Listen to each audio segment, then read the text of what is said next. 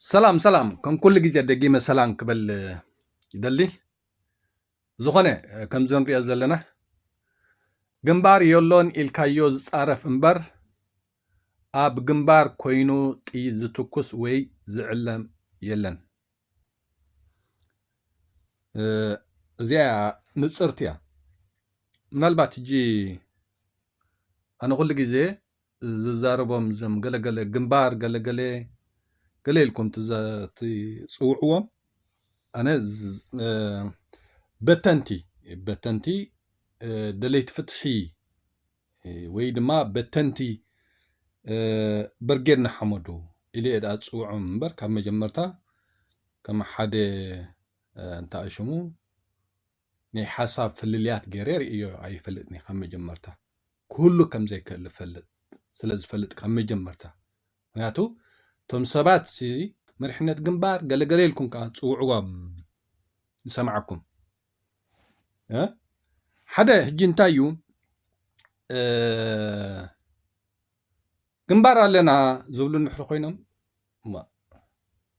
ኣበይ እቲ ግንባር ትምዕቅኒታት ናይ ግንባርስ እንታይ እዩ ሕጂ ኣነ ንገዛ ርእሰይሲ ግንባር ኣለዉ ኢለ ዋላ ብሓሳብ ዋላ ምስኦም ኣይሰማዕ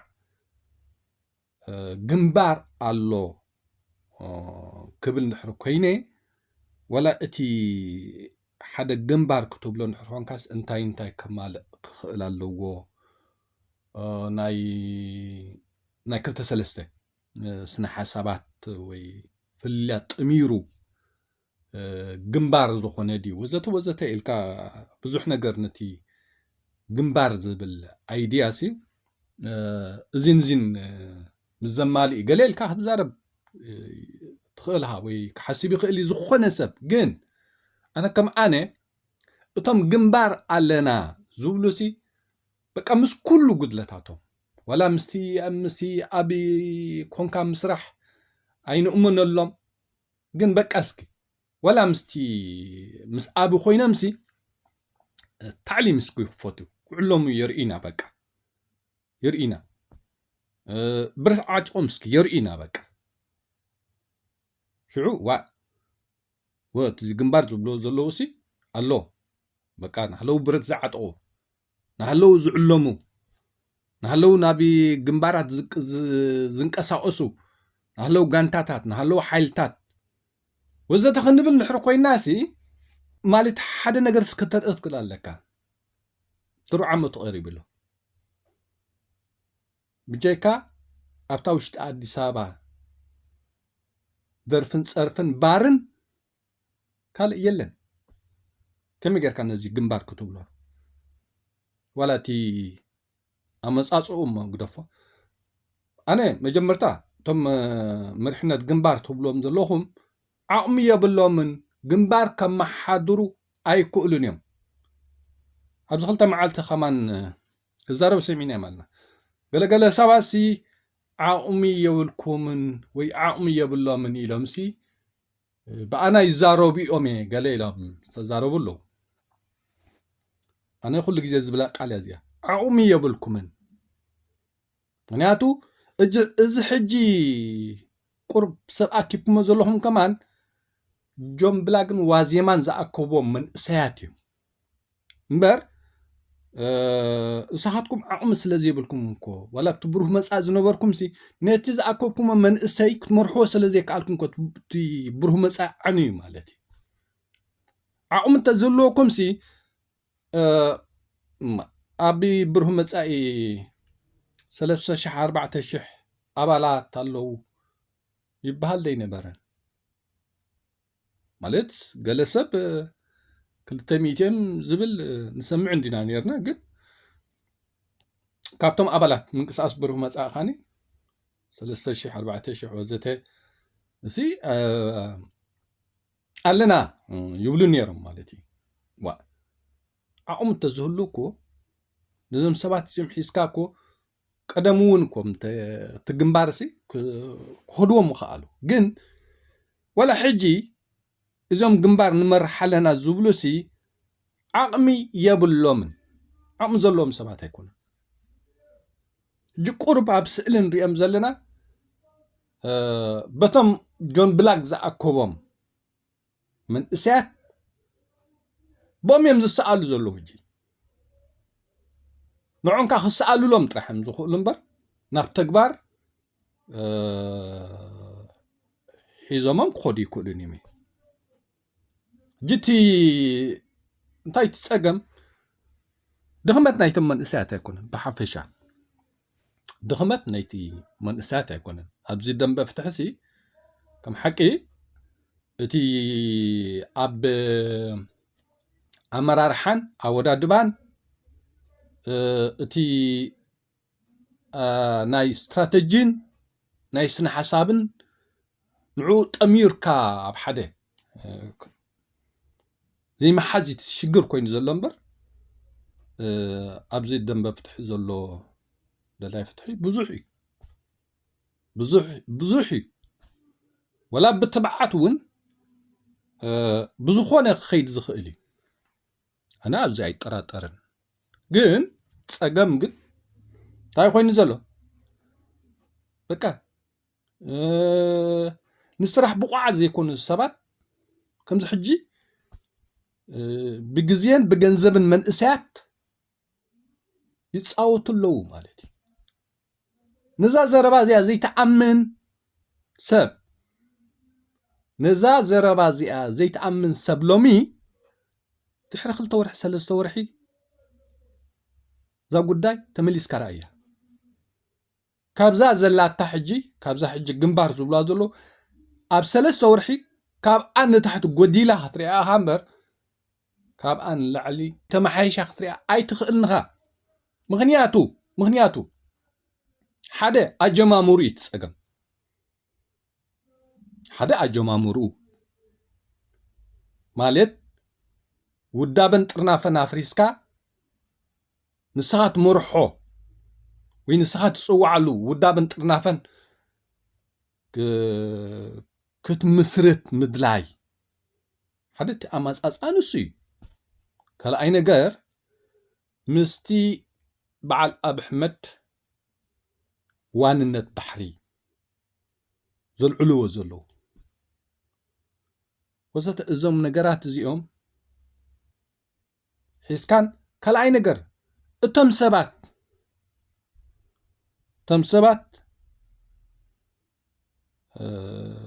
ብመርሕነት ትብሎም ገሊኦም ሰባት ኣነ እኮ ደሓን ወላ ወይ ኣብ ቅድሚ ዝረኣዩ ክንብሎም ንኽእል ንኸውን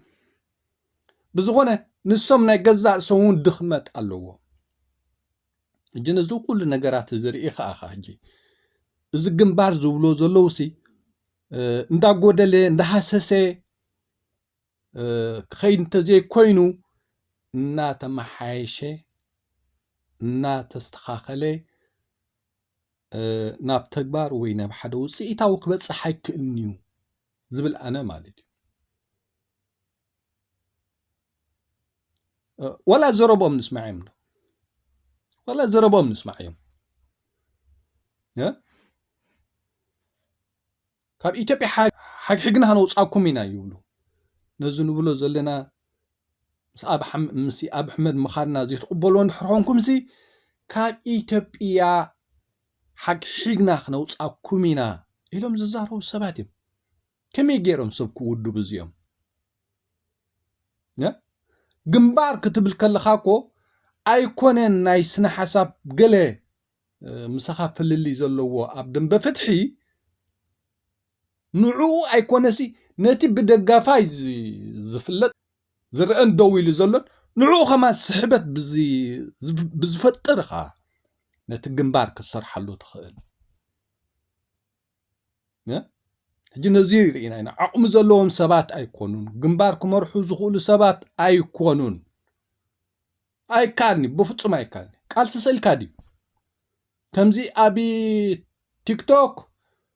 ኣብ ፌስቡክ ኣብ ዩቱብ ወወፂኻ ስለ ዝተዛረብካ ኣብኡ ዝሰኸረን ዝዓበደን ላይክ ክህበካ ሸር ክብለልካ ስለ ዝሓደረ ናይ ብሓቂ ግንባር ክሰርሕ ዘኽእል ዓቕምን ተኽእሎን ኣይኮነን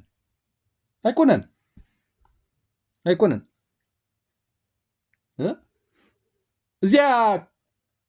بزي مس أب أحمد نصرحو زلنا انت زي تسمامعكم كابزا إثيوبيا حق حقنا خنوص أكومينا مبال زي خمانسي أبوليتيكا بخمزي محساب كان بخمزي مزراب كان كمانسي ودابيتاتكا تاعت قبرو زلها سب كم زي السعبة كام عليدي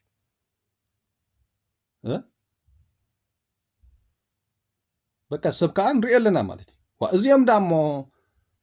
أب إثيوبيا خمان بناي حساب في اللي جيرنا خمان أب إثيوبيا كمبورونا فقادنياتات زي كونسي صباحنا تهاجر نحر مريح ماسي زتفل حساب قبولو أي كولونيوم سياسوي هكدف مالتي زتفل حساب زلزي قبليو ني إرتراويان زأسروم وياب إرترا منبار كلي إوام زلو سلازي إزيهم زقدد عنبر زحاشي كون أكلنيو زبل حساب لا يبزح إرتراو كوينو الهجي هجي ولا تمابتي جنبارا لنا زبلوسي عقمتاتهم زيرهم قدفهم تمام مرحنات قلقلت يومزي ولا تم أبلات وينت جنبار ندقو فإنا زبلوسي أيكونن حساب حيزون كاتعو حتى نحد بقعد زلهم سبات يكونون بقعد زلهم سبات يكونون نابنت زي بزمس أب أحمد مخانا زي تدقفوس كاب إثيوبيا حقيقنا هنوصاكم منا إلهم استزاروا أبزي ماس ميدياتاسي بقى نايتم بقى أبتدحان نسم بقى دحانا لونا زولهم سباتهم تركا تزاريبو مالتي حجي تم بمرحنة زرقيوم عقم زي بلوم تم أبلات عقمي سلا زي بلوم ينكم زعينت تزاربو زوعلو مالتي جنبار سي أيكونن جنبار عقوبون سإلكا بجمت كتقصلا أي تخلنها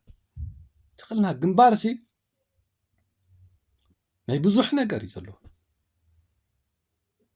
اللي العقومي كونن زحتكا جنبار نزان اشتي نقر كمان نزان اشتي زر حساب كمان سي حدا عمس أصوهم زم سبات زيهم عقوم انتزهلوهم أبتو جلوبال برجن حمود نيرم جن عقم انتزهلوهم منتاي نقبرا بايتا ورينا نقالس زبل حطهم أوروبا عقم زلوهم سبات نيرم تزقون يا حجي اتم نت جنبار زبلو زلو زمسرتو ويجمروا عقم زلوهم سبات أيكونون نتوم نعوم دقيفهم زخد زلوون عقم زلوهم سبات يكونون استفل حساب حزوم مسبات تخاتعوم تزاريبهم كؤمنو خودو بسي بقى كحتون عقم زي بلهم سبات يم كل بيدتاتهم كل زربهم نسمعهم حدا طبعا قالهم كنصفعينا هنبلنا بهمز عينت كاني كنت قوم زدلي مالتي أفراريحنا سبكن حزن خيلنا من كتفرارح انت حوي ساعة أفراريحات حزن السب كله زي كويت سقم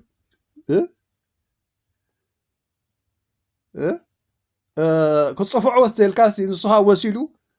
أفنج أخانا سنان كان كام خوانوسي صبات كلال لك مالتي هجعاهم انت زهلوامسي اتنبأس زعدم قالات كتقوم لاي مخالو نصفعكم هنا كنبلوكم هنا سي دنقرنا سلازلوهم دخمس سلازلوهم أفراريحات حزو نسخا يكونن عفاف لهم تبقس لها والحنت نقر زي بالكا كالسخا أبي كم زقمت زي تفلق سب هقدف سياس تانكن بانكن حيزو خمان سب لو ما أي فروح حنطري لها دخم سلازوهان كاغن بزربا سب ديهلكا كتأمن محسابكا لومي دخمتي تحدي إذا جنبار تبلو زلوهم سي عقم زلوهم سبات أيكونن حيزوم زلو صعبتن مرحتن تبلوهم زلوهم سي ዓቕሚ ዘለዎም ሰባት ኣይኮኑን ክውድቡ ይክእሉን እዮም ቁሩብ ክራር ገይሮም ኣብ ኣዳራሽ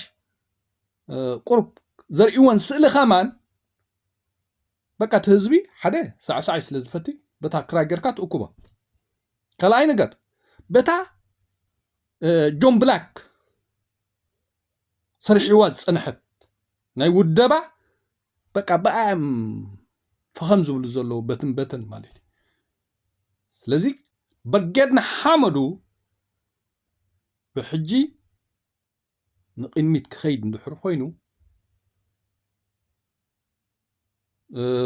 ውዳባታቱ ከመዓራር ክኽእል ኣለዎ ኣብታ ጉለባል ክጠራነፍ ክኽእል ኣለዎ ናይ ሕግዲ ናይ ኣመራርሓ ዲ ኩሉ ነገር ኣመዓራር እዩ ሽዑ ኣባይታ ክወርድ ይኽእል እዩ ስኻ ንቃልሲ ብሓቅን ብቕንዕና እንድሕሪ ትሰርሓሉ ኢኻ ጉለባል ብርጌድና ሓመዱ ኢልካ ብግንባር ክትረጋርግ ትኽእል ኢኻ ስም ናይ ግንባር ናይ ዝገበርካዮ ፕላንስ ናይ ዝወሰድካሉ ሓደ ናይ ዝቐየርካ ኣይኮነን ኣስማት ተቐያይር ዘለኻ በቃ ስምካ ህፅዋዕ ጀማሪ ግንባር ፕላንሲ ክትበሃል ጀማሪ ግንባር ብርጌድና ሓመዱ ክትበሃል ስይ ዘድልየካ ዘሎ እምበር ኣብ ባይታ ወሪድካ ክትቃለስ እንድሕር ደሊኻ ጉለባል ብርጌድና ሓመዱ ኢልካ ክትቃለስ ምንም ሽግር ዘለዎ ነገር ኣይኮነን ንዓይ በርሄልካኒ ብርሂን ኢልካኒ በቃ ዘሰይም ወላ ሓንቲ ሕጂ ኣብዚ ኢና ንፈላለ ዘለና ገለ ሰብ በቃ ንምስሊ ውሽጡ ዝኣምነሉ ካልእ ደጋው ዘርእዮ ምስሊ ካልእ ዝሓስቦ ካልእ ዝዛረቦ ካልእ ኣብዚ ፍልልይ ኣለና በቃ ገሊና ነቲ ፍትሕን ለውጥን ብቃልዕ ሕንኮዶ ንደሊ ኣለና ብዘይሽፍንፍን ኣነ እዚ ስኢልካ ተጎራቢትካ ገለገለ ኣይኣምኑልን እዩ በቃ ሰብ ብንፅህና በቃ ከም ኤርትራውያን ወፃዓ ናይ ሎሚ ወፃዓ ናይ ፅባሕ ፍትሕን ለውጥን እዚ ጥራሕ ከራኸበካ ዘለዎ ሃይማኖት ኣውራጃ ሓደ ወዲ ሓወቦ ወዲ ሓትነ ትርጉም ዝበሃል ነገር የብሉን እዚ ስለዚ ቃልሲ ብዙሕ ነገር ይዝሓተካ ቃልሲ ንቕሓት ይሓተካ ትብዓት ይሓተካ ኣወዳድባ ይሓተካ ስነ ሓሳብ ይሓተካ ኣመራርሓ ይሓተካ ብዙሕ ነገር ይዝሓተካ ቃልሲ ስለዚ ዝኾነ ሰብ በቃ ኣብታ ሃገሩ ክምለስ እደሊ እንድሕር ኮይኑ በቃ ብቕንዕና ክሓስብ ክኽእል ኣለዎ ዝዓቕሙስ ብቕንዕና ክሰርሕ ክኽእል ኣለዎ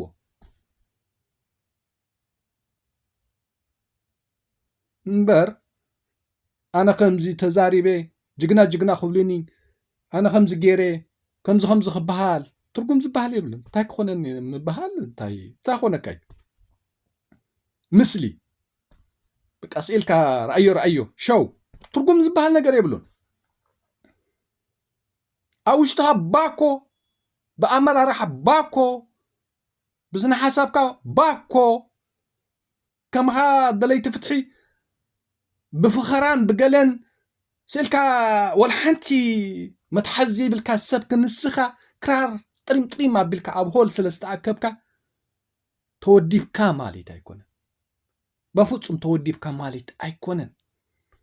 ግንባር ብዙሕ ነገር ይዝሓተካ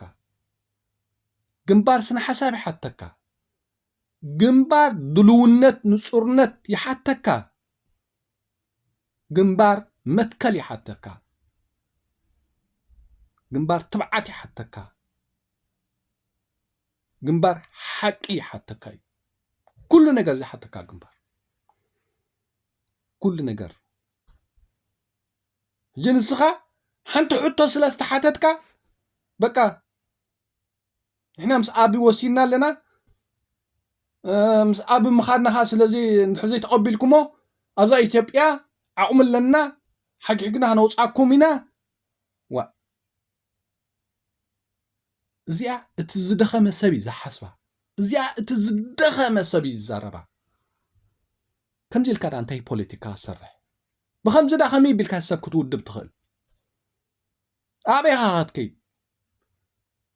مستم قند حوات كأندا تقوانس كأندا تدفعها مساب أحمد تقرابيت كاسي أبي غات بس أبي غات نبر أبي غات نبر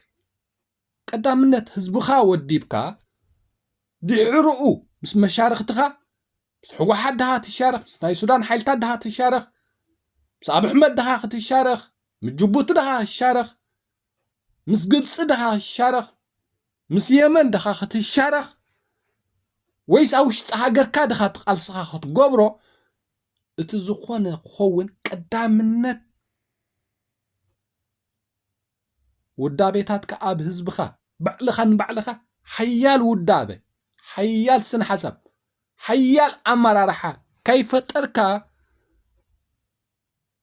زفتر جنبار يلن زعوت قالسي يلن لذي وي نقالسي وتم كلهم نقالس دلويخا نقرات ترديخان أماليخان مخات تدل مالتي نعان حرزي كيلكاغن بزربان تقد السكا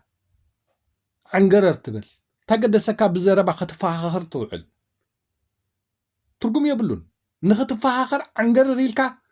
ترقم يبلون تقد السكا بقى وراي سرحها زي تقبر راي سرحها غيركا بقى ويكندها بيرها حيسكا تزانقع انجاي تخون كاب صباح ترقم زي بلو قالسي بصرفي بمفخخار غزيها تبلع بقى تزلاتك هيوت تقبلك ገንዘብካ ወይ በተዘላትካ ስራሕካ ክሳብ ብህይወት ዘለኻ ዓለምካ ምርኣይ ኣነ እዚኣ ዝኣምን ወይ ተቃልሲ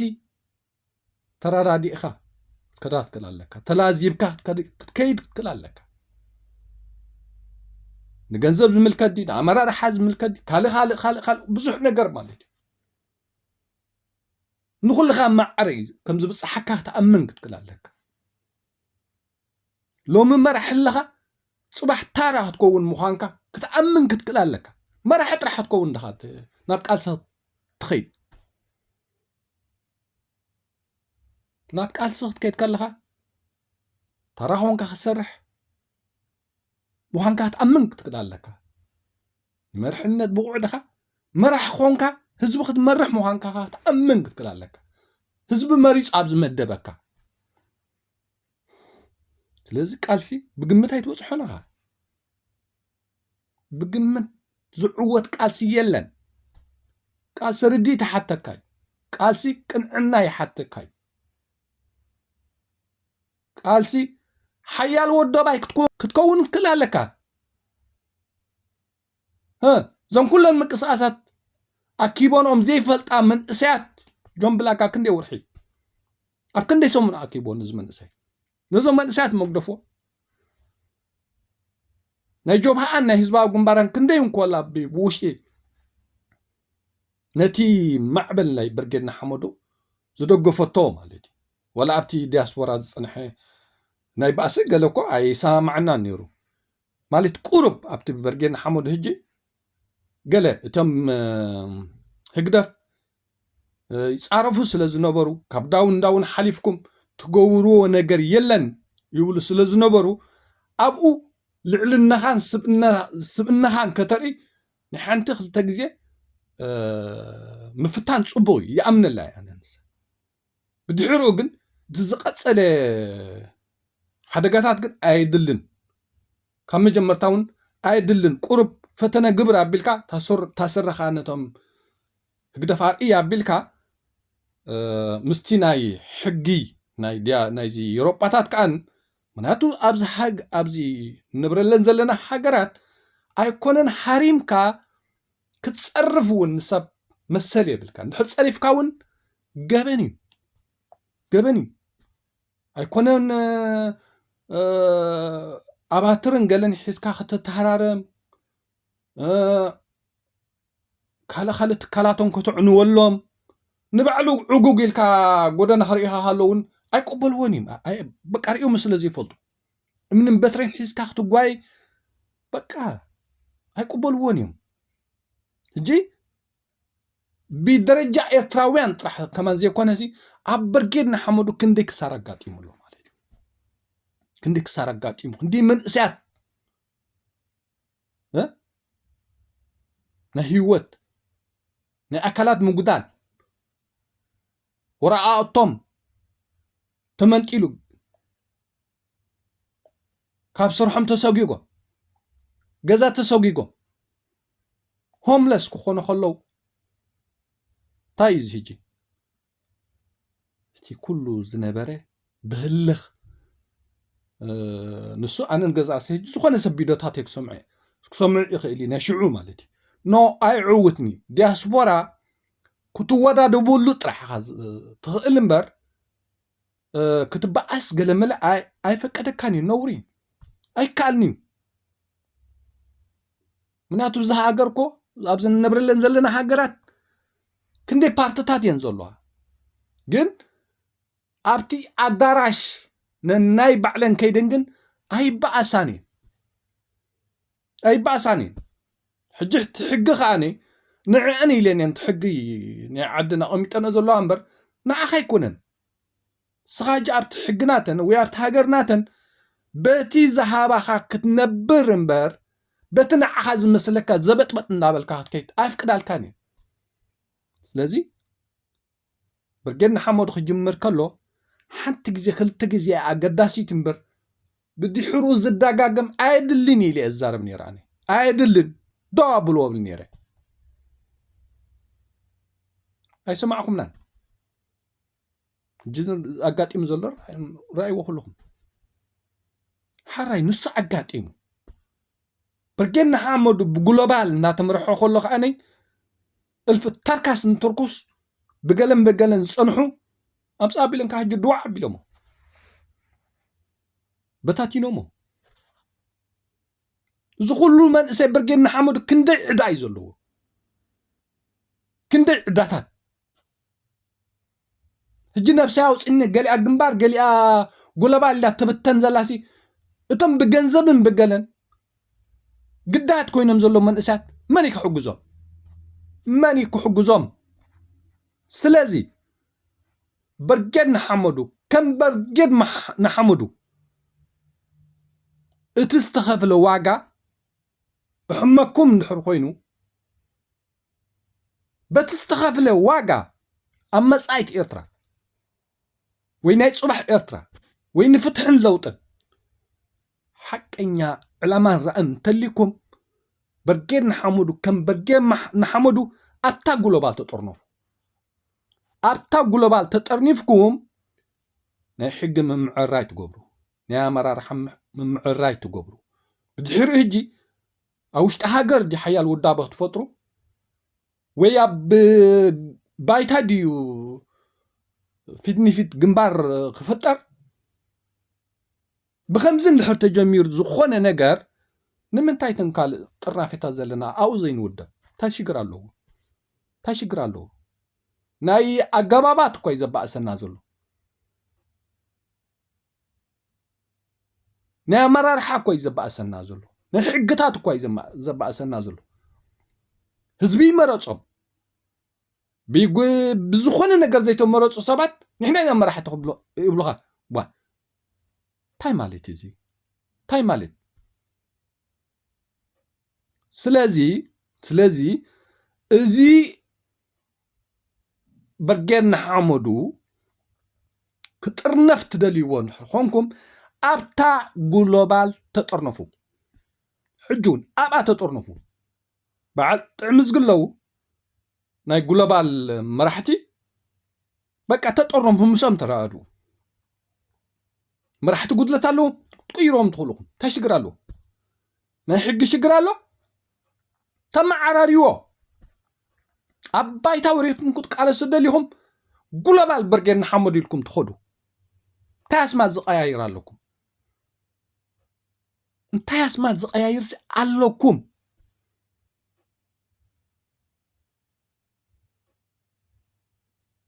كمزي الكهات زارو من كلا خاج زم عبس نعبس كفكر زقنا يلنكنه إحنا كمان هذا دحر عبن حزيكيدكم كاب إثيوبيا حقنا هنوصعكم هنا نابلو خفكر نسمعهم سمعناهم لخات كتفلطون كتقول لكم تنبرجن حمدو تم حق إنياتات برجن حمدو إتحق كردأكم اللو تحقن حتى رديكم نقول نجار بأجابة بحجي زتما أكل نجار نحرق كود فتينكم نمنتاي كلنا عاوزين تاي شكرا له لو تنزل لنا هذا الله حجرنا سلازي جنبار زبهال يلن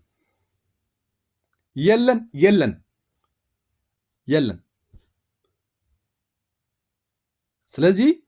برجدنا حمدو أبتا جلوبال برجدنا حمدو تاكوبو أبا تاكوبو أبا هونكم كتيروام دلهم مرحت كيروام أبا هونكم كم عرار الزجبو حقي أم عراريو إتم معبل قد فيكم ولا ودب ولا غيره ولا من قصاص غيره تايصقم له معبل الكادي ودب الكادي من قصاص الكاي طرح بلو طبصح اب تكبار طرح بصح تاي شجر له اسمات ني زقير كان انتي تفري نجر سلازلكاي يا ولبال برجن حمودي الكاسي ابايتا تقالس تخلخا او وشت هاجر تقالس تخلا اب هو وند حتى هايله تقالس تخلا اسمات ني زقيركا ترجم زبحال نجر يلن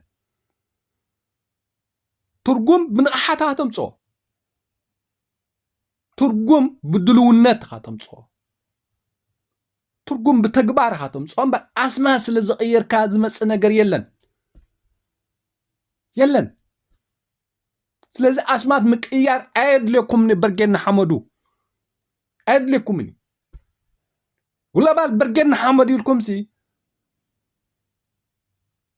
اب كل نجر كتودبون كسرحون تانكتاتكم عتيقوم دخم كل نجر كتغبرو تخول اخمي بقى نبرجن حمدو حسابين ملأختين زياناتي سسناي